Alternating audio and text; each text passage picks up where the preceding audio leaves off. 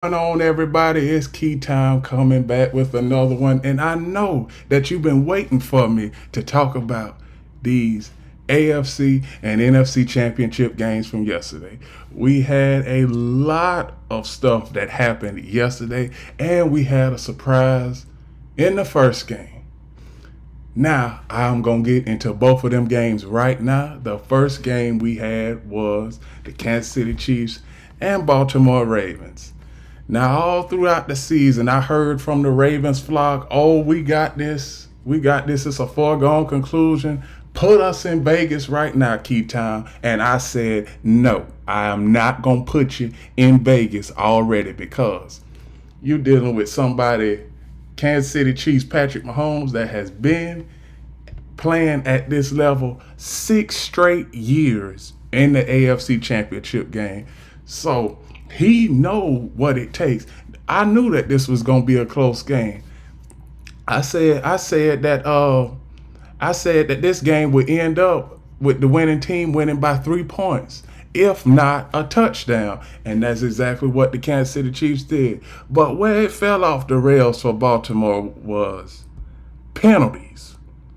Penalties and the ineptitude of the offense moving the ball down the field. It's not so much on Lamar Jackson. He had a intercept. He threw an interception, but the running backs and wide receivers had 2 fumbles, and that also lost them the game. In a close game, you cannot have any turnovers. Now, one thing I want to say is I'm gonna get to Patrick Mahomes in a few. But what the Ravens did all season was great. Most of their wins came against teams with a winning record. You had they had 8 or 9 wins that came against teams with at least 10 wins or more. Miami, not Kansas City, Miami, let's say Miami and a few more other teams, their wins came against. But it is something about, like I always say, regular season is different from the playoffs. Everybody say that the regular season prepares you for the playoffs. I'm going to nip that in the bud right now. 2 different seasons. You got the regular season where you got 17 games. You know that you're going to come back the following week, even if you win or lose and play another game. In the playoffs, it's put up or shut up. When you get to that threshold, you need to put up or shut up in the playoffs. And the Ravens failed to do that. In the second half, they only generated 115 yards. The Ravens did. Now, they had 7 penalties. I'm going to get into one of those penalties. One of them penalties did not make sense to me. NFLPA, y'all need to loosen up on y'all rules when it comes to players talking to each other after the play. Because I did not agree with that flag that was thrown on Zay Flowers for taunting. I did not. On that play, Zay Flowers gained 51 yards, and that was wiped out by a penalty just because the ref thought that he was talking too much to him. It's a part of the game. I mean, come on. I mean, where is the direct contact to the NFLPA so I can talk to them and tell them to take that taunting penalty out of the game? I mean, really. Cause that's really what messed up the game afterwards. Baltimore had a 51-yard play. That penalty wiped out the 51-yard play. Then it was almost right back to where Baltimore was at throughout the entirety of the game. They couldn't run the ball. They couldn't run the ball, and I'm gonna tell you how many times they ran the ball in this game. 8 times.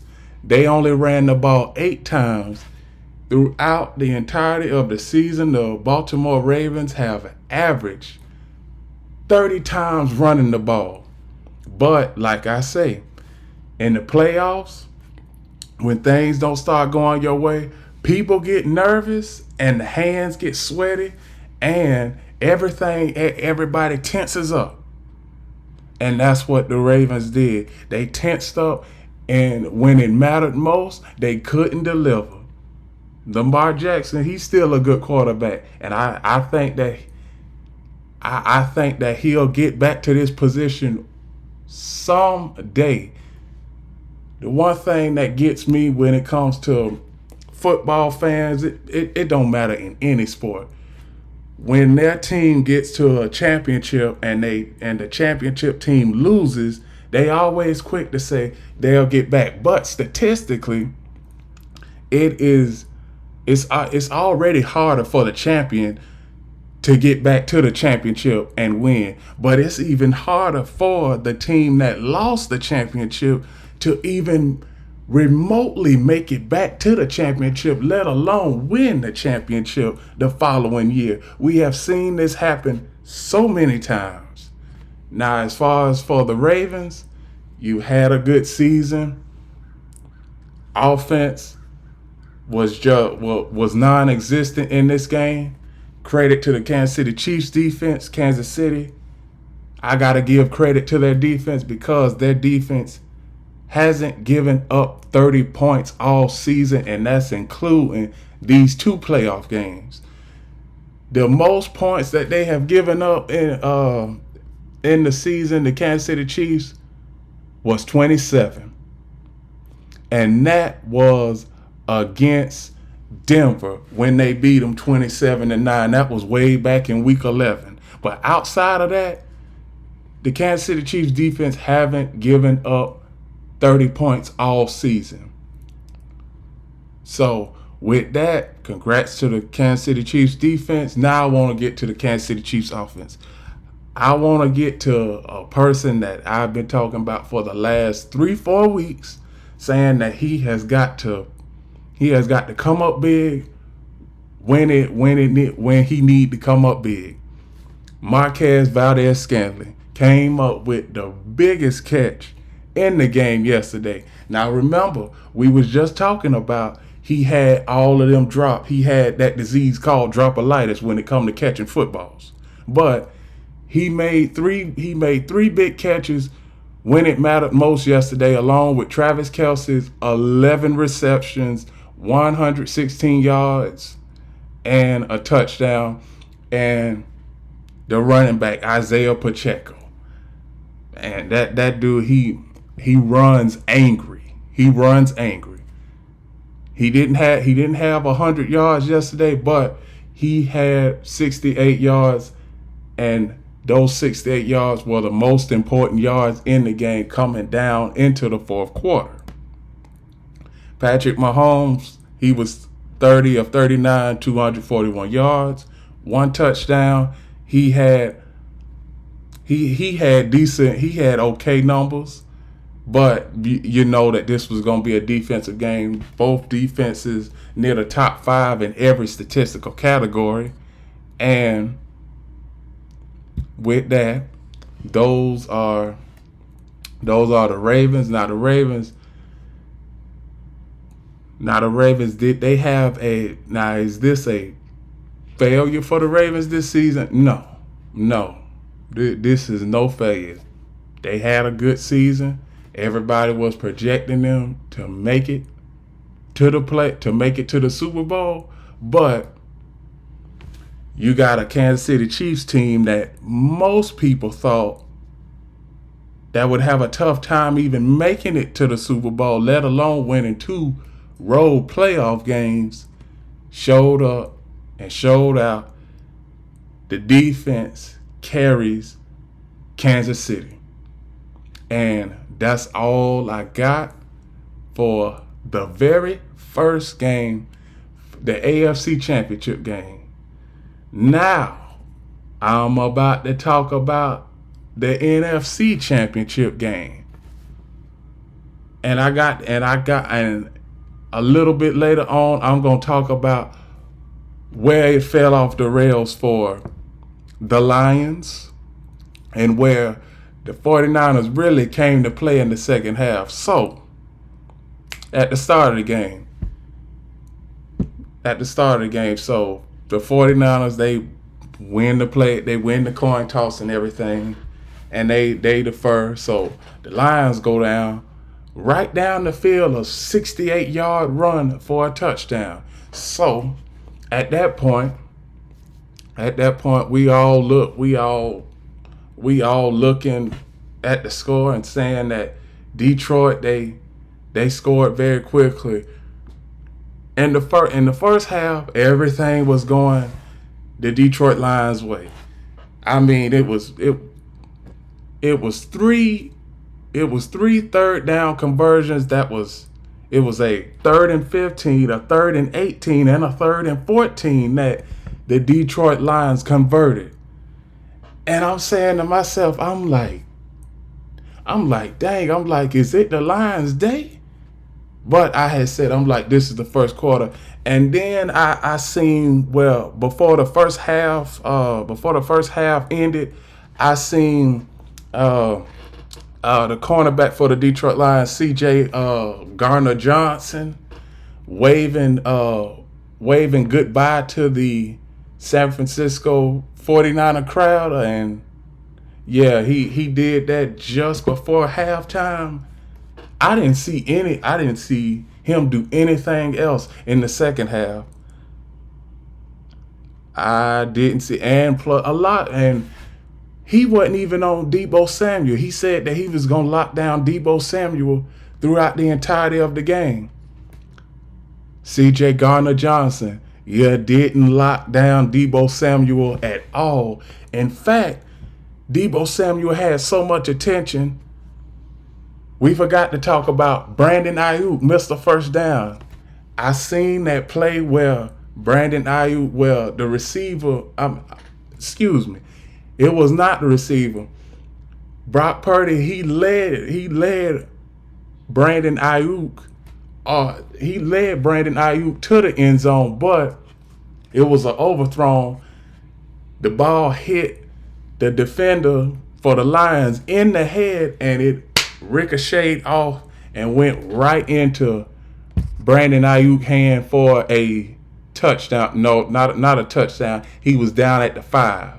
But before all of that happened, I want to get to some of the play calling that the Detroit Lions did, and specifically Dan Campbell. Dan Campbell, you are up 14 points. It is late in the third quarter. That 4th down and 2, I did not agree with that. Specifically because you are well within field goal range. Take the field goal there and you are up by 17. If you take the field goal there, you are up by 17.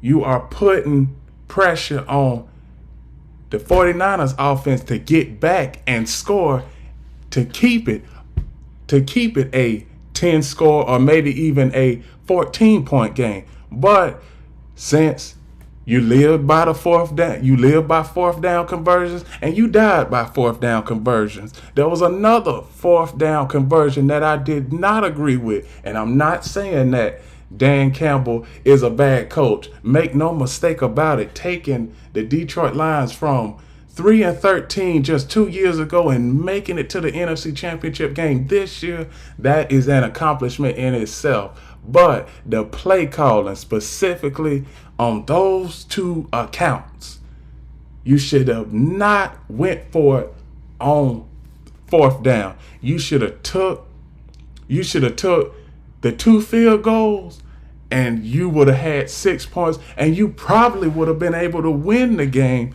later on. But